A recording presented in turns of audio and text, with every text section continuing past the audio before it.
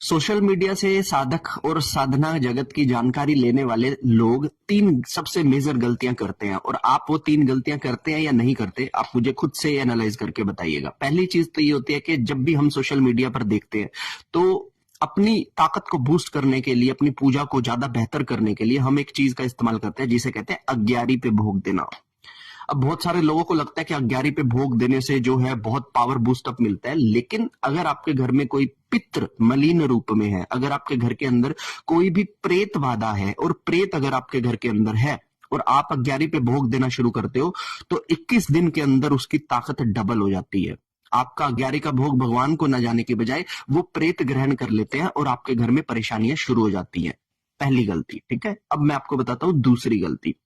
जब भी कोई व्यक्ति साधना करता है तो अपनी ताकत को परख करवाने के लिए या फिर किसी भी तरह की शक्तियों का पता लगाने के लिए कि मेरे पास कैसी शक्ति है, कौन सी शक्ति है, वो YouTube से देखकर किसी भी दरबार के अंदर जाना शुरू कर देता है जहां पर उसको एक भगत मिलता है। और 90% गलती होती है जब वो उस भगत के पास जाता है, क्योंकि वो भगत उसकी पॉजिटिविटी को ले लेता है और किसी ना किसी तरह से एक नेगेटिविटी छोड़ देगा, जिसके बाद उसे हाजिरियां भी आनी शुरू हो जाती हैं जो कहती है कि मैं तो देवी हूं, लेकिन वो एक समय पर प्रेत ही होता है और इसका पता 2.5-3 साल के बाद उसको लगता है। दूसरी गलती।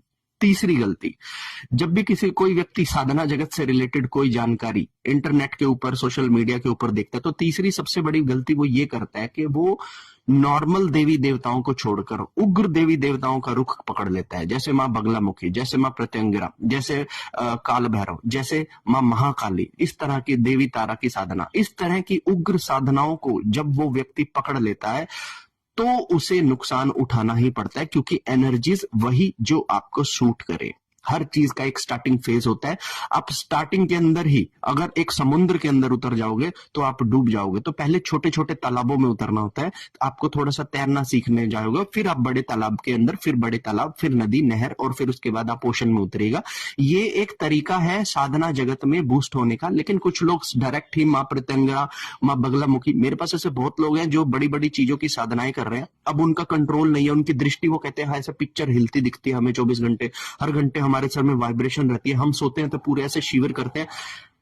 किसने कहा था आपको ये सब करने के लिए? तो ये 3 गलतियां आप ना कीजिएगा। अगर आप ऐसी गलतियां कर रहे हैं तो तुरंत मुझसे संपर्क कीजिए ताकि आपकी एनर्जीज को न्यूट्रलाइज किया जाए और आगे के लिए आपको रास्ता बताया जाए।